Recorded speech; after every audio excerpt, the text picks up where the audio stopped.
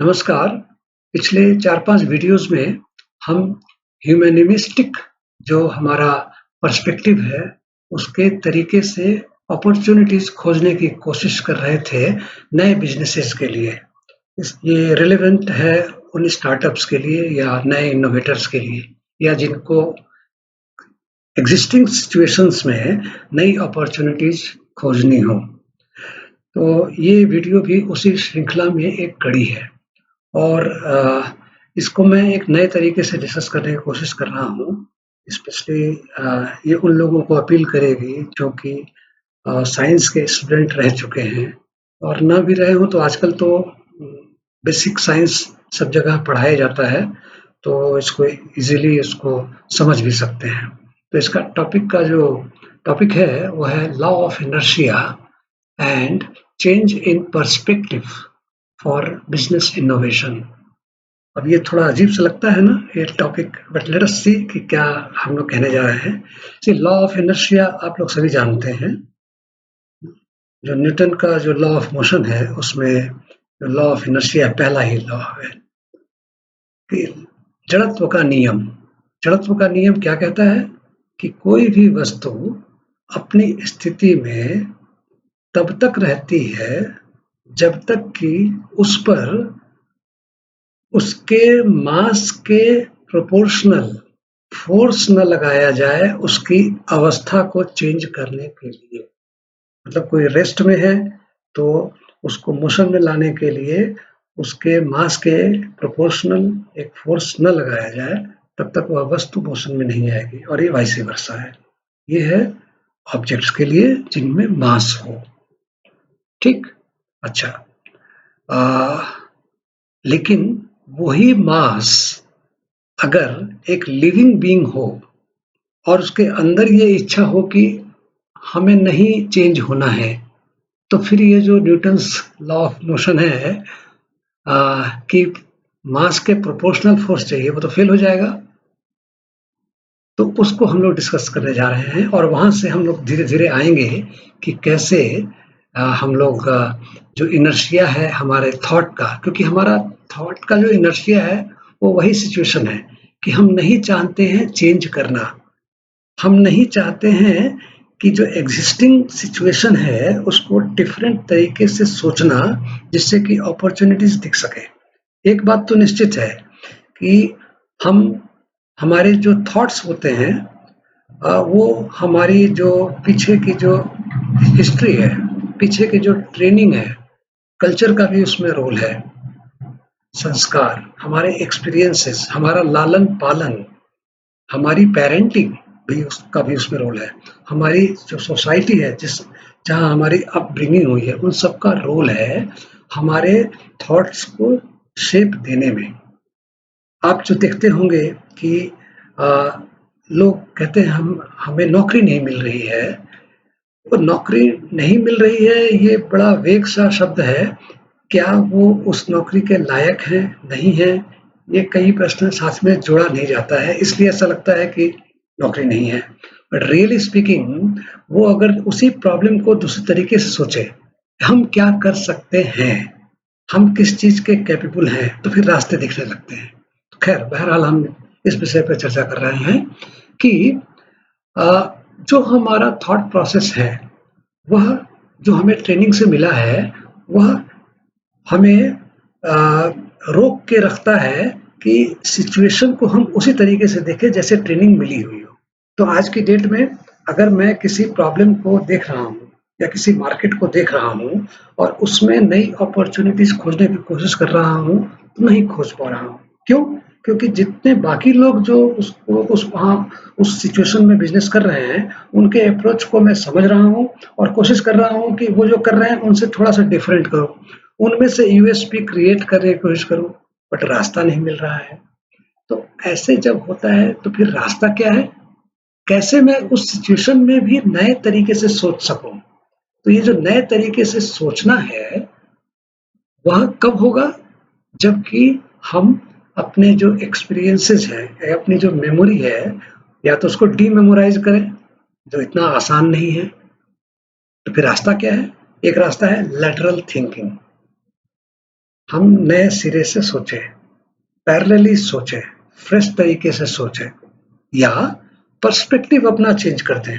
कई बार क्या होता है कि हम जब भीड़ में खड़े होते हैं, तो हम भीड़ का हिस्सा बन के जब सोचते हैं, तो हमको प्रॉब्लम एक तरीके से नज़र आती है, और जब हम अपने को भीड़ से अलग करके एक थर्ड पर्सन के रूप में कहीं दूर से ऑब्जर्व करते हैं, तो फिर उस भीड़ का बिहेवियर हमें डिफरेंट तरीके का नज़र आता है, और जैसे ही डिफरेंट तरीके का नज़र आता है, हमारा पर्सपेक्टिव चूंकि चेंज हो चुका है, तो हमें सॉल्यूशन भी नज़र आता है। तो ये जो पर्सपेक्टिव चेंज है, ये बहुत इम्पोर्टेंट है। ये कब होता है? जब हम अपने मेमोरी बेस्ड या अपने एक्सपीरियंस बेस्ड ऑब्जर्वेशन को फ्रेश अप्रोच से क्वेश्चन करने लगते हैं। तो इसको मैं ऐसे भी कहूँगा कि if the art of questioning is good, then there is a chance of changing your perspective quickly. तो ऐसी अवस्था जब होने लगे कि पर्सपेक्टिव चेंज होने लगे, तो वो जो थॉट का इनर्शिया था, उसको चेंज करने के लिए जो फोर्स की आवश्यकता थी, वो इनवर्सली प्रोपोर्शनल हो जाती है पर्सपेक्टिव चेंज की। तो अब देखिए, लॉ ऑफ मोशन में था कि force is proportional to the mass of the object, और थॉट के इनर्शिया में क्या है? Force is inversely proportional to perspective change.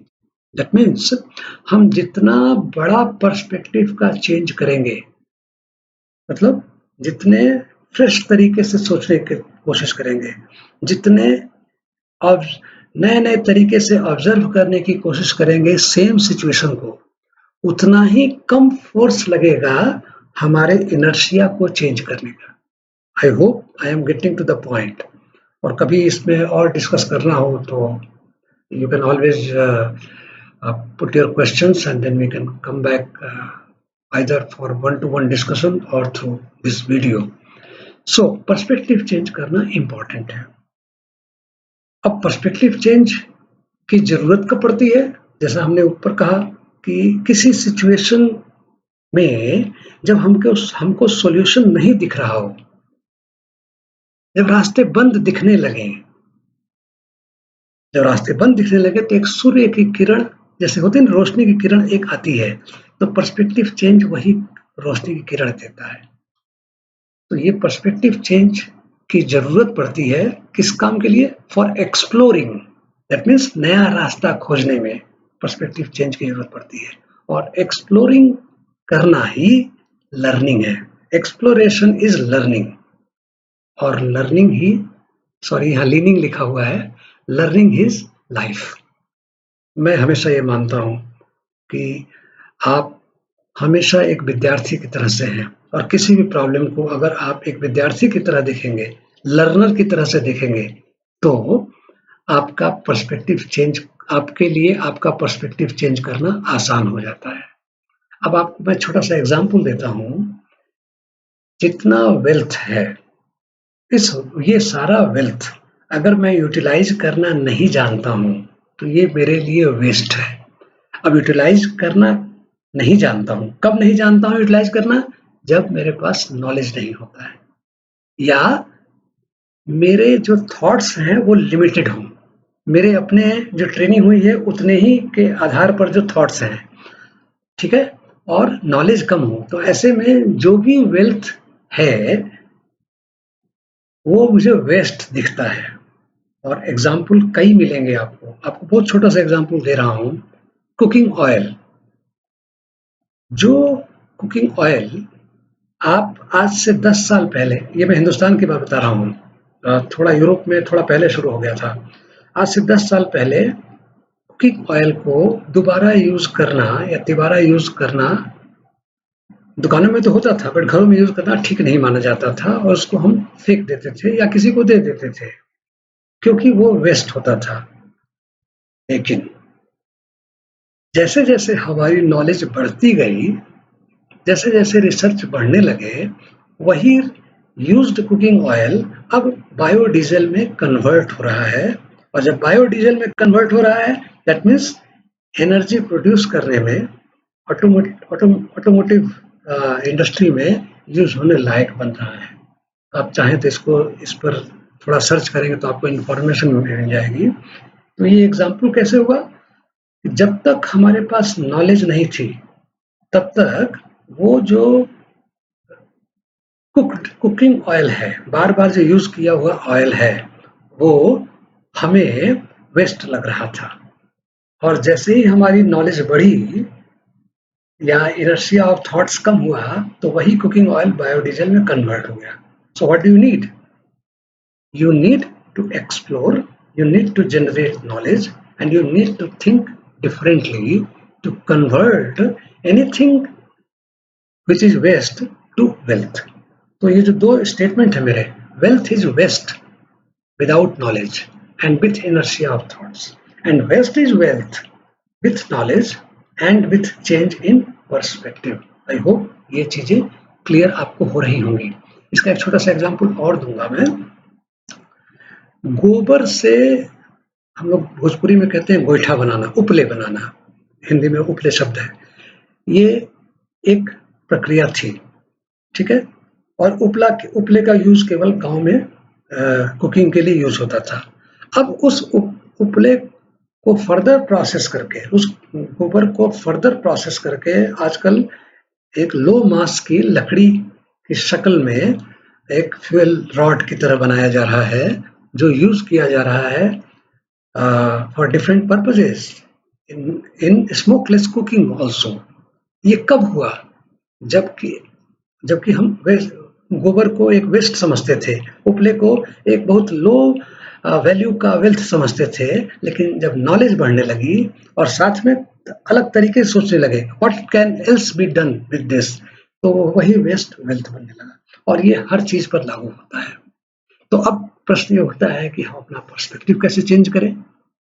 और this is a $1 million question, ये पर्सपेक्टिव कैसे चेंज करें।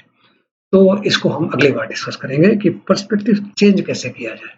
तो आज बस इतना ही, और नेक्स्ट वीडियो में हम फिर मिलेंगे इस विषय पर। Thank you very much.